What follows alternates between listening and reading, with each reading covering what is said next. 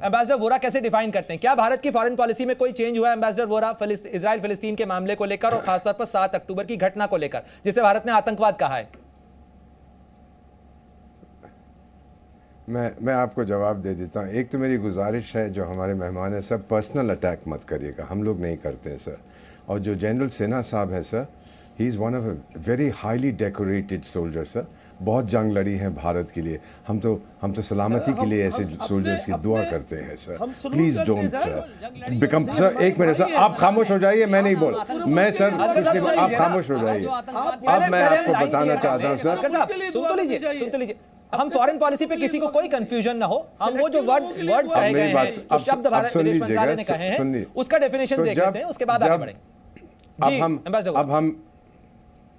अब हम 1947 से पहले नहीं जाते। कौन हकदार था उस टेरिटरी का? 47 में संयुक्त राष्ट्र संघ की एक रेजोल्यूशन है 181 कि इसको पार्टीशन किया जाए। इधर पैलेस्टाइन के लोग रहेंगे, इस इलाके में इजराइल के लोग रहेंगे। इजराइल के लोगों ने, यहूदियों ने उसे स्वीकार किया, पैलेस्टीनियन ने नहीं स्वीकार किया। फिर क्या हुआ सर? 48 में 5 अरब देशों ने मिलकर इजराइल को मिटाने की कोशिश की। इजराइल ने जम के अपनी डिफेंस की और मई 1947 में अपने आप को उन्होंने इंडिपेंडेंट घोषित किया। हम पहले 5 या 10 देशों में थे जिन्होंने मान्यता दी। उसको हथियार किसने दिए? उसको लड़ाए 5 मुल्क, इतने बड़े मुल्क कैसे? Sir why don't you keep quiet sir? तहजीब जानते हैं आप सर, आपके मजहब में तो बहुत तहजीब। नो आप गलत बयानी नहीं कर सकते। आप होंगे आप गलत बयानी नहीं कर सकते sir. Can you cut off his mic? उनको ताकत किसने दी? उनको ताकत किसने दी? आप ये बताएं ना। अतीक साहब सुन तो लीजिए ना, ये तो तथ्य की बात है। बंद कर दीजिए सर। तथ्य की बात है कि 5 अरब देशों ने इजराइल के खिलाफ जंग का ऐलान किया था उस यूएन रेजोल्यूशन के बाद में। जब आप जंग शुरू करते हैं तो जंग का नतीजा क्या होगा ये आप डिक्टेट नहीं कर सकते हैं। ये हर जगह होता है। जी एम्बेसडर वोरा, आप अपनी बात जल्दी से जरा कंप्लीट करें। ये नतीजा ये हुआ कि नतीजा ये हुआ कि इजराइल ने अपने आप को इंडिपेंडेंट डिक्लेयर किया। हमने उसका समर्थन नहीं किया था, हमने रेजोल्यूशन के अगेंस्ट वोट किया, लेकिन जब वो इंडिपेंडेंट हो गए हमने उनको रिकॉग्नाइज किया। भले ही हमारे ऑफिशियल डिप्लोमेटिक रिलेशंस बहुत देर तक 1990 तक नहीं रहे। शुरू से हम 2 स्टेट पॉलिसी के हक में रहे हैं, हम मदद देते रहे हैं। 1970s में पैलेस्टीनियन अथॉरिटी PLO ने एक दफ्तर खोला दिल्ली में, हमने वहां पर रमाल्ला में अपना एक रिप्रेजेंटेटिव ऑफिस खोला, तो हमने पूरी मान्यता दी है, मदद करते रहे। अब वही किया है। ये कौन कह रहा है कि हमने रवैया बदला है? हमने आतंक को कंडेम किया है, हमने पैलेस्टीनियंस को कंडेम नहीं किया। और मदद हम आतंकियों को नहीं दे रहे, हम पैलेस्टीनियंस को दे रहे हैं। सुन लिया आपने अतीक साहब। देखिए, आतंक के घाव भारत ने भी खूब झेले हैं। भारत में आतंक के जितने नुकसान हुए हैं, भारत का हर व्यक्ति आतंक से दूर रहना चाहता है और उसकी निंदा करता है। इसमें तो कोई आपत्ति नहीं, किसी को आपत्ति नहीं होनी चाहिए, आपको भी नहीं होगी।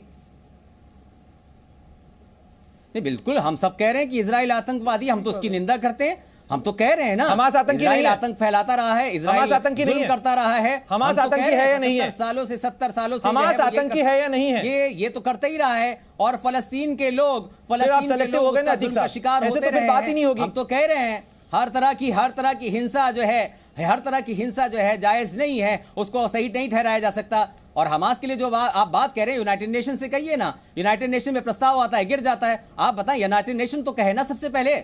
कहीं ना कहीं भारत सरकार तो कह नहीं रही है, आप यूनाइटेड नेशन से कहिए ना। वो क्यों नहीं कह रहा है? नहीं, मैं तो यूनाइटेड नेशन सेक्रेटरी जनरल मेरे साथ बैठे हुए नहीं है, मेरे साथ तो बैठे हुए आप हैं। यहाँ पे बाकी सारे लोग जो हैं वो ये मानते हैं कि हमास ने जो किया वो आतंकी घटना है, उसमें मासूमों को निशाना बनाया गया, वो गलत है, नहीं होना चाहिए। और उसका जो नुकसान है वो फिलिस्तीन के लोग भुगत रहे हैं।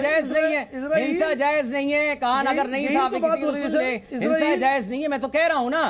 हिंसा तो फिर हिंसा अगर जायज नहीं है तो क्या ईरान का यह कहना, हिजबुल्लाह का यह कहना कि उसके बाद मुसलमानों को रोकना मुश्किल हो जाएगा, ये इजराइल को रोका जाना चाहिए, नहीं तो इसके अंजाम बहुत ज्यादा खतरनाक होंगे, जंग में सब कूद पड़ेंगे, ये किस तरीके के बयान है? आप इसको भी गलत मानते हैं ना?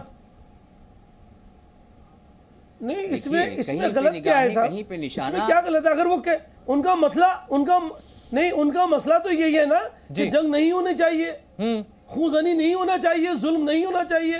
अल्टीमेटली उनके कहने का मतलब तो यही है ना। तो इसमें क्या गलत है कि भाई इसको किसी ने तरीके से टेबल टॉक करके, प्रेशर में लेके, समझाकर, बताकर, ताकत दिखाकर इस जुल्म को रोक दिया जाए, आतंकवाद को रोक दिया जाए। जो इजराइल एक लंबे अरसे से आतंकवाद फैला रहा है, एक बरसों से फिलिस्तीन के ऊपर, उसको रोक दिया जाए। तो अगर कोई ये कहता भी है कि भाई इसके नताइज अच्छे नहीं होंगे, तो ये गलत कहाँ से? ये तो ठीक है भाई, नताइज तो उसके वैसे भी अच्छे नहीं होंगे अगर सब आपस में लड़ते रहेंगे। असगर साहब, किसी भी नताइज जंग का तभी खराब नतीजा होने लगे थे ना। फायदेमंद देखिए नहीं होता। आप देखिए हमेशा फिलिस्तीन के मुद्दे की फिक्र हमेशा क्या नुकसान किसी को देता है? फिलिस्तीन के मुद्दे की क्या फिक्र किसी को है? जो ओआईसी बना, उस ओआईसी की का बिल्कुल गठन इसी मुद्दे को लेकर हुआ था। उस ओआईसी की बैठक के अंदर 56 देश इस बात पे तो रजामंद हो ना पाए कि इजराइल के लिए तेल बंद किया जाए या इजराइल से डिप्लोमेटिक रिलेशन खत्म किए जाएं। वो सारे देश जो इजराइल से संबंध सामान्य करके कॉरिडोर बनाने की तैयारी कर रहे थे, आज फिलिस्तीन के मुद्दे के ऊपर चिंता जरूर कर रहे होंगे, लेकिन फिलिस्तीन के मुद्दे को सुलझाने के लिए किसी ने क्या कुछ किया? असगर साहब, चाहिए इस बात को तो हमेशा हमने शुरू से सारे पैनलिस्ट इस बात को बिल्कुल कंडम शायद करेंगे कि हम सबको मिलकर, हम तो दुनिया के सारों मुल्कों की बात कर रहे हैं। इससे पहले भी मैंने ये बात रखी थी कि हमें इस बात को चाहे टेबल टॉक करें, चाहे लोगों को प्रेशर एक्सर्ट करें, लेकिन ये किसी ना किसी तरीके से इस बर्बादी को बचाया जाए और जुल्म को नहीं बढ़ावा दिया जाए। यहाँ हो क्या रहा है कि किसी ना किसी तरीके से अपनी शान बढ़ाने के लिए लोग जुल्म को बढ़ावा दे देते हैं, इजराइल जैसे मुल्क के साथ जाके खड़े हो जाते हैं। अब ये इतने लंबे अरसे के बाद अब ये बात आई है। हमारी सरकार ने भी कहा, हम सबको उनका शुक्रगुजार होना चाहिए कि फ़िलिस्तीन के ऊपर जुल्म हो रहा है, हम उनकी मदद करेंगे, उनको सामग्री भेजेंगे और उनकी मदद की भी। ये बहुत अच्छी बात है, हम अपनी सरकार को सलूट करते हैं, सलाम करते हैं इस बात के लिए। उन्होंने इंसाफ की बात करी है। और ख़ासकर जो लोग, अब आप अगर हमास की बात करते हैं तो जो लोग कर रहे हैं हमास की बात, सही कर रहे हैं, गलत नहीं कर रहे हैं, लेकिन पहले वो ये तो बताएं कि वो किसके साथ खड़े हैं। वो जालिम के साथ खड़े हैं या मजलूम के साथ खड़े हैं, एक आतंकवादी के साथ खड़े हैं या किसी इंसान के साथ खड़े हैं? पहले इस बात को तो क्लियर करें ना। इसराइल ने जो जुल्म किए हैं परसों से, ये आज से बात नहीं हो रही है, खुद सब एडमिट कर रहे हैं। अभी कैप्टन साहब ने भी एडमिट किया इस बात को कि जिस छोटी सी जगह पे वो आए थे, अब चाहे वो जैसे भी आए थे, उनको पनाह तो फिलिस्तीन ने दी थी ना, किसी और ने तो नहीं दी थी। फिलिस्तीन ने दिया, उनका अपनी ताकत के बुल पे सब छीनते चले गए। तो ये जुल्म नहीं हुआ? और आज भी ये आपका डेटा है, मेरा नहीं है। 1,13,000 लोग जो मासूम बच्चे हैं, औरतें हैं, बूढ़े हैं, उनको वहाँ पे वो कैद किए हुए हैं और उनके ऊपर जुल्म कर रहे हैं। अब से नहीं, बरसों से ये जुल्म होता चला आ रहा है। तो क्या हम उस जुल्म को कंडेम नहीं करना चाहिए? हम कभी भी किसी भी आतंकवाद के हमले या उसके इरादे के साथ नहीं खड़े हैं, चाहे दुनिया में कहीं भी हो। हम अपने मुल्क में इस बात को बार बार कहते हैं जनरल सिन्हा, कि ये गलत है, जनरल सिन्हा, मैं आपका रुख करना और इसकी चाहूंगा। इस मुखालफत पूरे होना मामले चाहिए। के अंदर ये लैंड डिस्प्यूट है, ये टेरिटोरियल डिस्प्यूट है, या ये धर्म युद्ध है? क्योंकि धर्मयुद्ध बनाने की जो कोशिश की जा रही है, सबसे बड़ा खतरा उसी चीज को लेकर है, क्योंकि अगर ये धर्मयुद्ध है तो फिर तो धर्म के नाम के ऊपर ये लड़ाई लड़ी जाएगी और फिर तो इसका दायरा कहीं भी जा सकता है। देखिए, ये प्योरली एकदम से ये गैल्वनाइज करना चाहते हैं, धर्म युद्ध ही करना चाहते हैं, उसमें टेरिटोरियल चीज़ों को लाना चाहते हैं। और देखिए क्या है पैलेस्टीन का डिफाइन आप करते हैं तो जॉर्डन रिवर से लेके मेडिटेरियन का ईस्ट कोस्ट को हम फलस्तीन कहते हैं। वो ग्रीक फिलोसफर ने उनका नाम दिया था। फलस्तीन कोई नहीं है, ये बाहर से आए हुए लोग हैं। अल अस्का मॉस्क, ये सबको पता है, यहाँ पर बैठे हुए दो हमारे इस्लामिक स्कॉलर्स बैठे हैं। देखिए, मक्का मदीना के बाद तो ये जो पैलेस्टीना नाम है, ये पैलेस्टीना नाम भी रोमन नाम है। जी हाँ, ये इस्लामिक नाम नहीं है। और देखिए, आप जब हम अल अक्सा मॉस्क को बढ़ा देते हैं, और ये अरब का है, मेरा नहीं कहना है, ये सऊदी अरेबिया के पूरे, जाइए ना, कि वो कहते हैं मक्का मदीना ये हमारी मुक़द्दस जगह है, वो हमारा नंबर 1 2 है।